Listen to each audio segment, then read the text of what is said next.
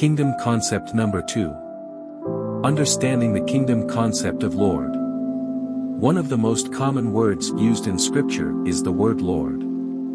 This word does not exist in democracies, socialist societies, or republics, except in the word landlord, in reference to one who owns land. Landlord is the only common remnant of kingdoms in modern governments and Western societies.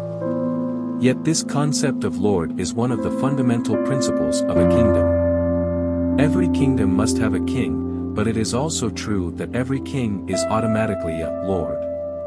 It is this quality of lordship that distinguishes a king from a president, a prime minister, a mayor, and a governor. As a matter of fact, a king's lordship makes him different from any other kind of human leader. Lordship makes a king unique. In the last chapter we talked about a king's sovereignty, how a king is free from external control and he can do whatever he pleases with accountability to no one except himself. A king's sovereignty is absolute. He is neither voted into nor voted out of power. Sovereignty is his by right of birth. The same is true of a king's lordship. All kings are automatically lords. So what's the difference between a king and a lord? Lordship is only one aspect of a king's overall identity and status, but it is one of the most important ones. One way to put it is to say that king relates to dominion, while lord relates to domain. The word dominion refers to a king's authority, his power.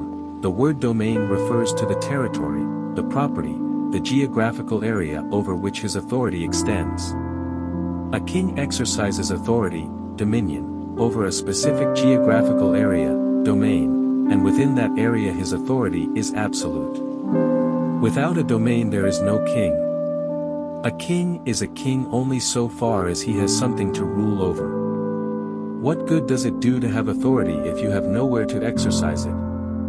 In that case, you really don't have authority. The most you have is potential authority. Until you have a physical domain over which to rule, your so-called authority is little more than theory. If the word Lord relates to a king's domain, then the lordship of a king is tied up in his territory. To put it another way, if kingship has to do with authority, then lordship has to do with ownership. Let me explain. If a king must have a domain in order to be a king, then all true kings must have an own territory.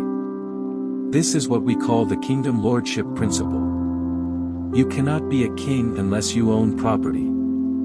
It is not the same simply to exercise rule and authority over a geographical region. Presidents do that.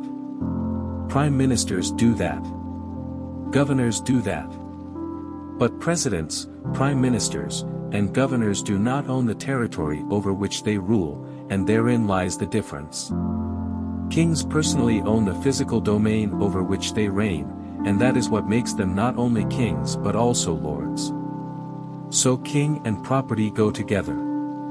And the word Lord defines the king's identity as owner of his domain.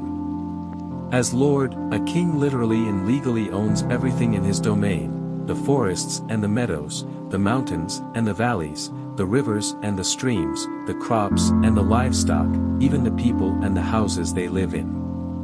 Everything in a king's domain belongs to him. Because of this, a king has absolute and unquestionable control over his domain. This goes back to a king's sovereign authority. A king is sovereign by right of birth, but he is also sovereign by right of ownership.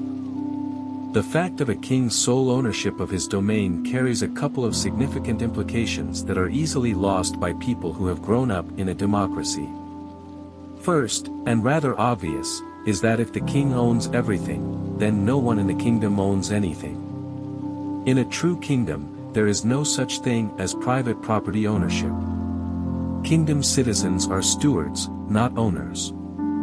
They may occupy the land, farm it, mine its minerals, ores, and precious gems, build houses and places of business on it, and carry on all the other normal activities of human communities, but they do all of these only by the king's permission and good pleasure.